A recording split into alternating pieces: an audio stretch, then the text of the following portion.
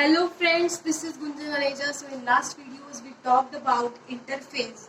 So now I'll be dealing with M phase और M phase के बीच जो different phases होते हैं, prophase, metaphase, anaphase and telophase, उसकी हम बात करेंगे. उससे पहले मैं आपको interphase को diagrammatically दिखा दूँ कि interphase में क्या होता है. कि हमने देखा था कि जो क्रोमैटिन मटेरियल है, जो उसका जेनेटिक मटेरियल है, वो क्रोमैटिन की फॉर्म में प्रेजेंट है. अभी तक क्रोमोसोम का फॉर्मेशन नहीं हुआ है और जो न्यूक्लियोलस है वो एज इट इज प्रेजेंट है. न्यूक्लियर मेम्ब्रेन प्रेजेंट है, सारे के सारे सेल ऑर्गेनल्स प्रेजेंट है, सेंट्रियोल्स का डुप्लीकेशन हो चुका है, वो प्रेजेंट है. और जो हमारा डीएनए कंटेंट है वो डबल है, दैट इज 4C, और प्लॉइडी उसकी 2N है. अब हम देखते हैं कि जो एम फेज है, एम फेज में क्या क्या होता है. एम फेज के फेजेस को पढ़ने से पहले मैं इसको एक बता दूं कि एम फेज को हम मोस्ट ड्रामेटिक फेज क्यों कहते हैं.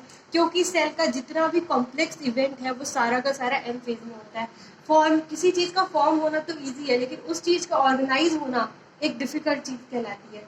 तो देखो, मोस्ट ड्रामेटिक फेज इसलिए है क्योंकि जो भी चीजें हमारी इंटरफेज में बनी थी, जो भी चीजें हमें इंटरफेज में फॉर्म की थी G2 फेज में, और जो हम देखते हैं कि जो भी चीजें हमारी फॉर्म हो गई थी उसका ऑर्गेनाइजेशन हमारा एम फेज में होता है. ठीक है, तो अब हम पढ़ेंगे प्रोफेज.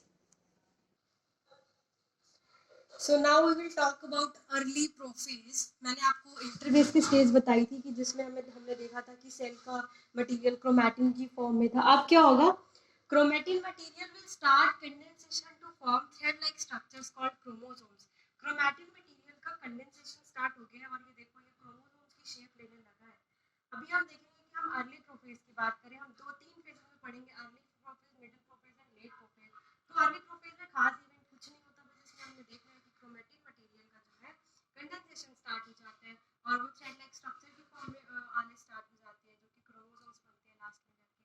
और सेंट्रियोल्स का movement to the opposite pole start हो जाता है. तो आप सोचोगे कि डायग्राम तो बिल्कुल वैसा लग रहा है, सेंट्रियोल्स तो अपनी पोजीशन पे है, लेकिन अभी हम देख रहे हैं सेंट्रियोल सिर्फ स्टार्ट की है, इसको इधर से इधर मूव करना, ये यहाँ से ये सेंट्रियोल इधर और ये सेंट्रियोल इधर आना, जैसे स्टार्ट किया. मिडिल प्रोफेज में भी यही होगा कि सेंट्रियोल विल स्टार्ट, मतलब it will continue moving to the opposite poles. और जो हम देखेंगे हमारा लास्ट आएगा लेट प्रोफेज, उसमें भी यही होगा. बस ये जो है मेन इवेंट, मतलब मेन इवेंट नहीं है, ये कॉमन इवेंट है सेंट्रियोल्स का मूवमेंट. ठीक है, so next let's talk about middle prophase. So let's talk about middle prophase. Middle prophase में क्या होता है, जो क्रोमोसोम्स हैं इसका इक्वल डिस्ट्रीब्यूशन हो जाता है अराउंड द न्यूक्लियस, तो that cytoplasm is clearly visible. Equal distribution of the chromosomes leaving cytoplasm clearly visible. Nuclear membrane अभी भी इंटैक्ट है. हम मिडिल प्रोफेज की बात करें, अगर एग्जाम में क्वेश्चन सिर्फ प्रोफेज करके आएगा कि nuclear membrane disappears in prophase of mitosis, तो वो सही होगा. वो लेट प्रोफेज में होता है, उसकी बात हम अभी करेंगे जस्ट मिडिल प्रोफेज के बाद. और सेंट्रियोल्स का मूवमेंट कंटिन्यूस रहेगा. इसमें अगर आता है कि movement of centrioles towards opposite poles occur, तो वो भी सही है, लेकिन मैंने इसमें मेंशन इसलिए नहीं किया क्योंकि वो कॉमन पॉइंट है, सब में होता ही होता है, वो आपको याद रखना है.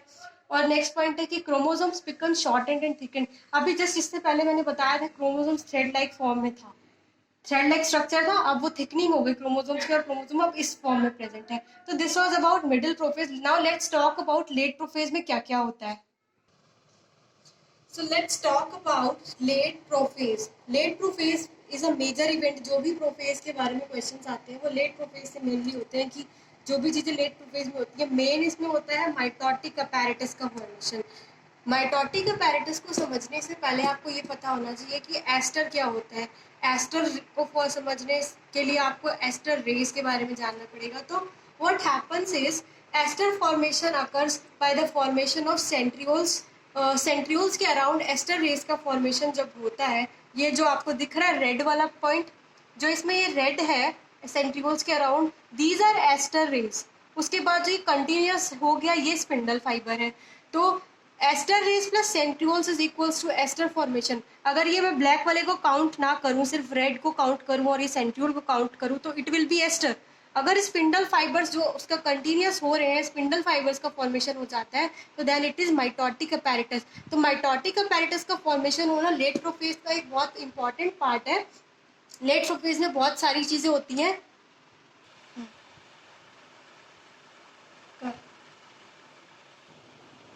बहुत सारी चीजें जो पढ़नी थी उसमें से नेक्स्ट चीज जो आती है न्यूक्लियर मेम्ब्रेन डिसअपियर्स. तो एनसीईआरटी ने प्रोफेज में मेंशन किया होगा कि न्यूक्लियर मेम्ब्रेन का डिसअपियरेंस तो होता है, तो वो मेनली लेट प्रोफेज में होता है।